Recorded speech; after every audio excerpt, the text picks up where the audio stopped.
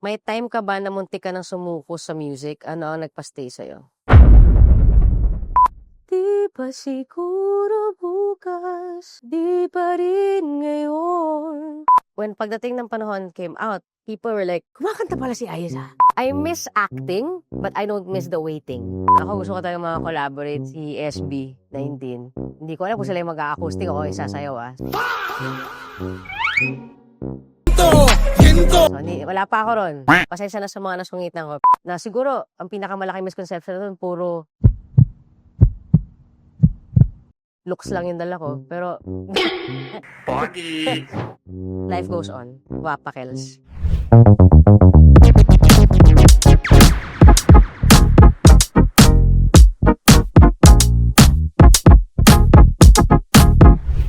Hi guys, I'm Ice Segura and I'll be playing Truth or Sing with Philippine Star.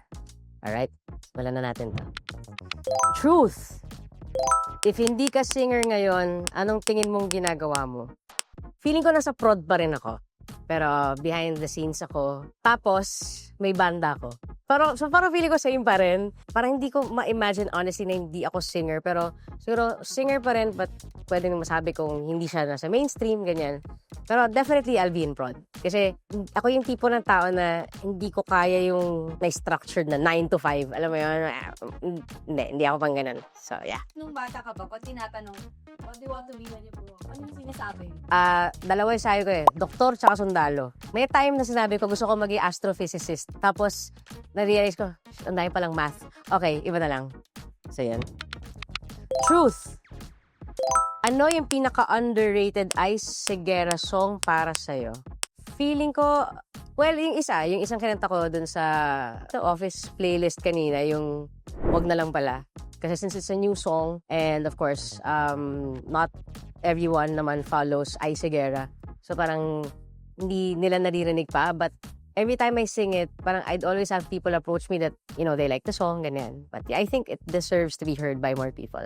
Sir Ice, how do you feel about it ko na yung mga Gen Zs, millennials, na lumaki with the parents sa idol kayo? And ngayon, nabubusuhan na nila yung mga new songs. Alam mo, happy ako. Happy ako kasi diba syempre, importante sa amin yung longevity eh. And nakakatuwa lang kasi parang nagkakaroon ng transfer of pagiging fanay. And I get a lot of that, like, when I do my concert, sometimes I get calls from mga Gen Z, ganyan na binibilihan nila ng ticket, either lola nila, either mommy nila. Pero syempre, dahil doon, kasama sila. So parang because naging fans ko yung mga parents nila, yung mga lola at lola nila, and then nakanood sila ng concert, parang suddenly, they also like what they hear, and they start following me as well. So I'm happy with that. Out of all the songs that you use, for you listening that? Ngayon, out of all the songs I have released, wow. I'm honestly drawn to this new song. I haven't released it yet. So that doesn't answer your question. So dapat na-release ko na. Wow. Well, it's a revival. I did a cover of Araw Gabi, but I really love that song. Parang every time I sing it, parang dinadala niya ako sa ibang pakiramdam. Ayan. Sing. Sing a line from Pagdating ng Panahon na iba na ang meaning sa'yo ngayon. Siguro the bridge. Di ba siguro bukas, di pa rin ngayon, malay mo balang araw, dumating din yun. Yan. Iba na yung meaning niya sa akin kasi, especially nowadays, di ba, most often than not, we're after this instant feeling of gratification. But sometimes, especially, siguro na-learn ko rin sa buhay ko na sometimes the things that we want the most, yun yung parang feeling mo laging, you know, out of your reach. Pero naniniwala din ako na if it's for you, it's meant for you talaga. It will come. Hindi ngayon, di ba? Hindi bukas. But if you let that hope live in your heart and you actually work hard to get to where you want to be, nothing is impossible. Truth. May time ka ba na muntik ka ng sumuko sa music? Ano ang nagpa-stay sa'yo? Parang wala. Oo, parang wala. Sa pag-aartista, definitely. Kasi, sa pag-aartista, yun yung time na nawalan ako ng projects talaga. Alam mo yun, or kung meron man yung talagang not so nice ones na I can't be proud of. But for some weird reason with music, siguro kasi music is different eh. Kung wala ka man sa mainstream, you can always sing in bars. You can always sing wherever you are. Unlike kapag artista ka, ang weird naman, bigla na lang ako arte sa kalye. Di ba? Parang na-imagine nyo yun, baka dalahin ako sa kung saan. But yeah, so parang with music, I don't remember a time na nag-give up ako. Kasi, may 2 weeks nga lang na hindi ako kumakanta, miss na miss ko siya eh. And feeling ko, whether it be maraming nakikinig or hindi masyado, I don't think I'll ever stop singing. Because for me, it's my main source of expression. Where's your ice cream mga nagtata? Sino? Yung fans mo. Okay, hala. Miss niyo po bang lumabas sa pag-artist sa teleserye, sa movies? I miss acting, but I don't miss the waiting. Kasi madalas, especially like mga film or television, parang like you're required to be there the whole day, but sometimes they don't maximize your time eh. Kaya siguro mas na-enjoy kong gumawa ng mga play, either musical or straight play kasi pag sinabi sa akin na nandito ako, I have to be there by 2, talagang from 2 to whatever, gamit yung oras ko. Hindi ako nanghihinayang. Yun. So, open po kayo if mayroong mag-offer sa inyo ng musical? Oh yeah, I've been doing naman musicals ever since. Actually, last year, I just did Walang Aray with PETA. And also last year, I did a non-musical with Liza. Yeah, we did Choosing. So yeah, I really enjoy acting, especially when I'm acting with, very generous actors. Kala ko sino nagtatanong eh. Sing an OPM song na paborito mong kantahin kahit hindi na sa'yo. Okay, right now, sobrang drawn ako sa song ng Sugar Free na Huwag Ka Na Umiyak. Kung wala ka nang maintindihan, kung wala ka nang makapitan, kapit ka sa akin, hindi kita bibitawan. Kayo po ba meron din gustong mag-collaborate na OPM artist? Ayun, ako gusto ko tayong mga collaborate si SB19. Hindi ko alam kung sila yung mag-acoustic ako isasayaw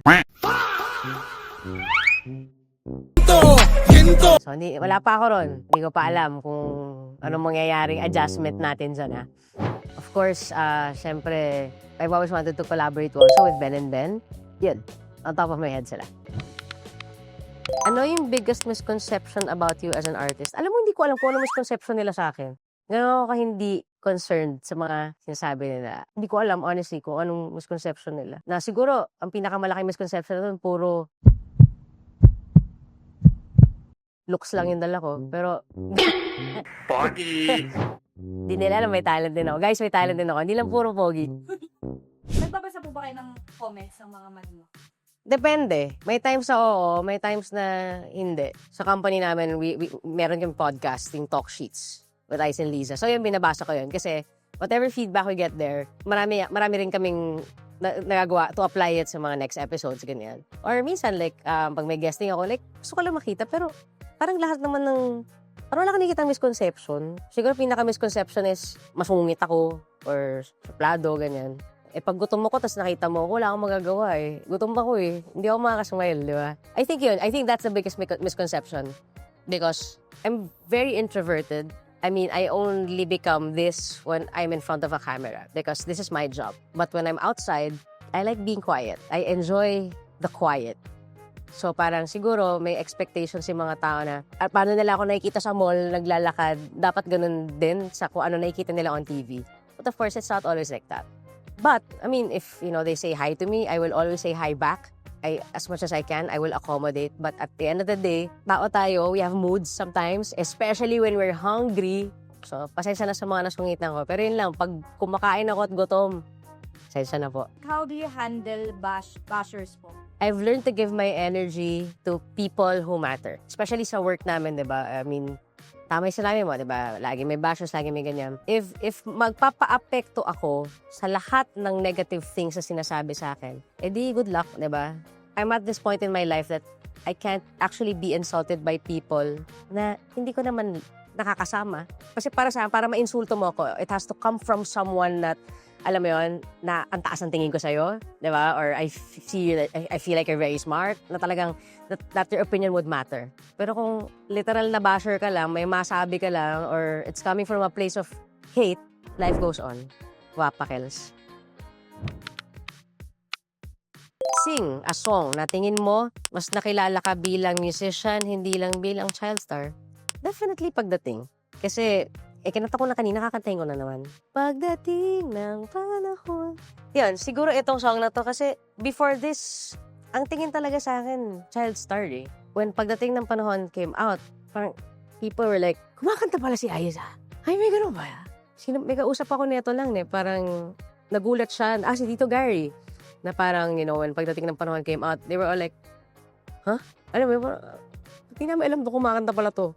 So parang mula nun, nagkaroon na silang ibang pagtingin sa akin. Hindi na lang child star, kundi matinee idol, tsaka musician. Would you say po nagagambinaga po nung kantang yung trajectory ng buong buhay? Oh yeah, definitely. I mean, wala, hindi tayo magkakaharap ngayon if it weren't for that song. It really changed my life. Kaya siguro, kahit paulit-ulit ko siyang kantahin, kasi syempre, di ba, imagine mo for 35 years, kinakanta ko siya every day, every show. Minsan nga, sa isang araw, 5 beses mo kakantahin kasi iba-ibang show yung aakitan mo, di ba? Because I am so grateful sa song na yun. Parang I will never take it for granted. I will never get tired of it. If, like, meron sa inyo, first time lang maririnig, di ba? I owe it to you guys na maririnig niyo siya parang fresh na fresh. Kahit amoy matanda na siya.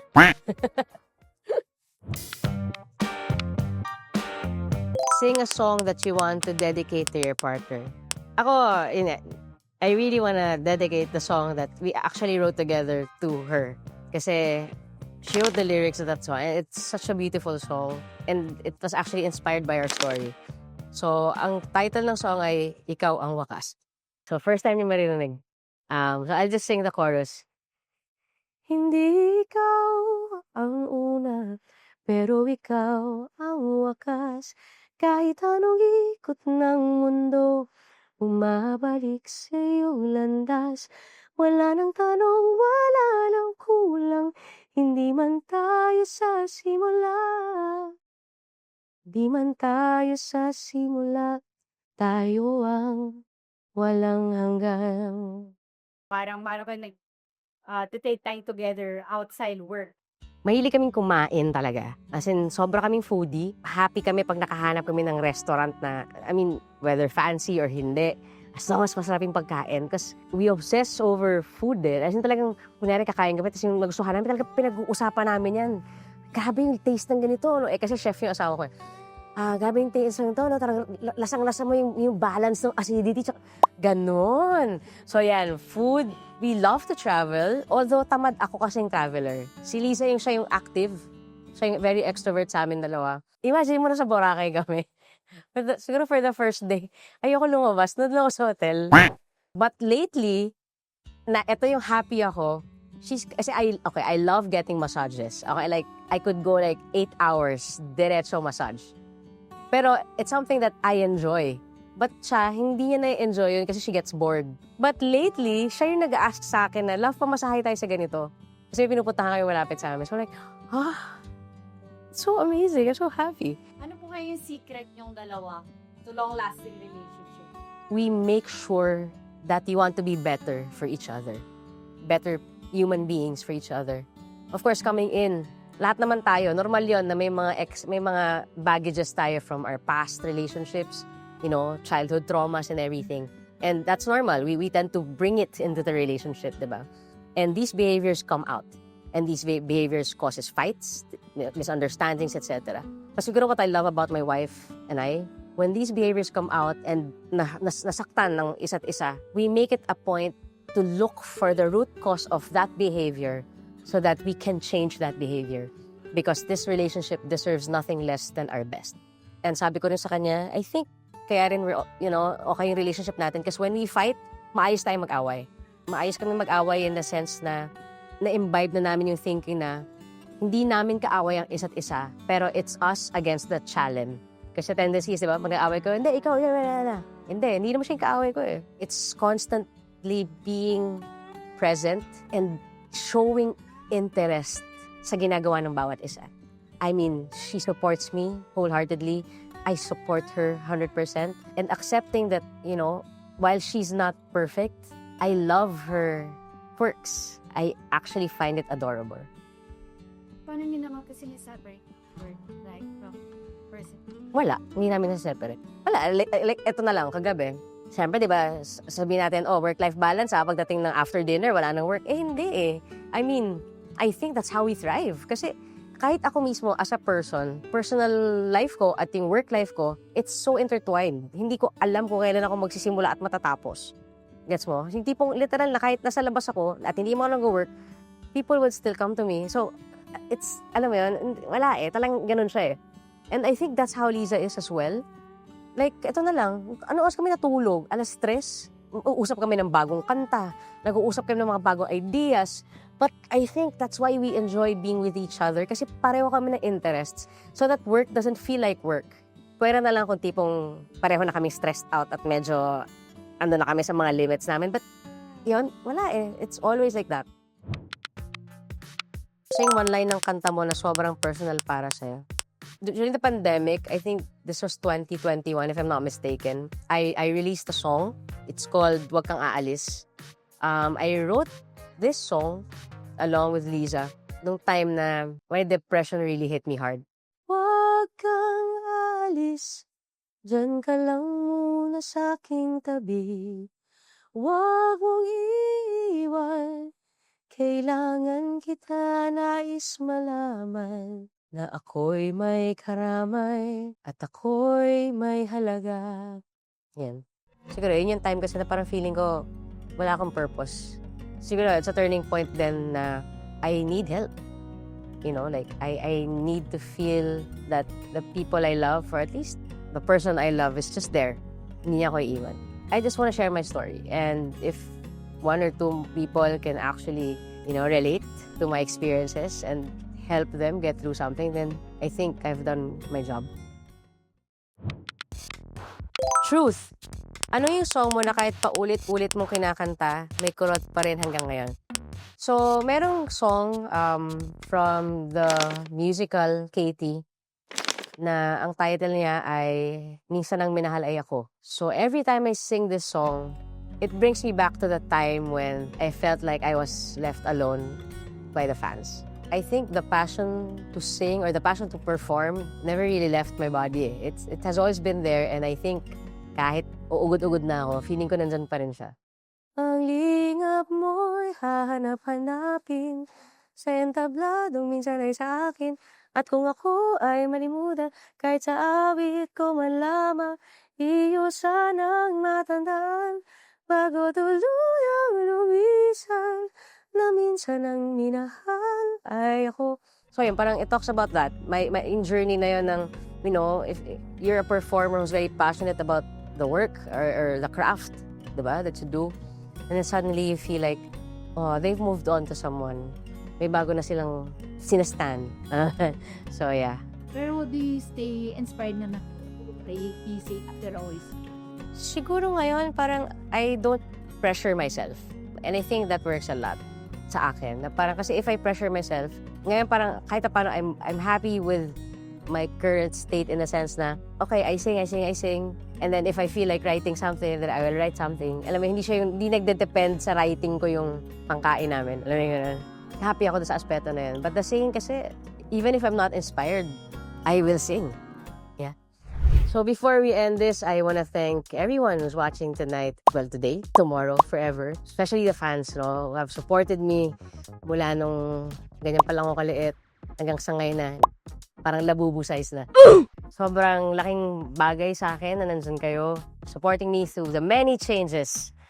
And I hope that sa mga susunod pang pagbabago, kayo yung masasabi kong constant. Huwag niyo rin po kakalimutan, on February 27, malapit na po, Being Ice live at the New Frontier. I hope that you guys can be there. You can get your tickets at Ticketnet, Ticketnet outlets, online. And of course, you can also get your tickets sa amin sa Fire Nice Live at 0917 0917-771758. Yes. Maraming salamat. This has been Ice Segura and thank you so much, Philippine Star.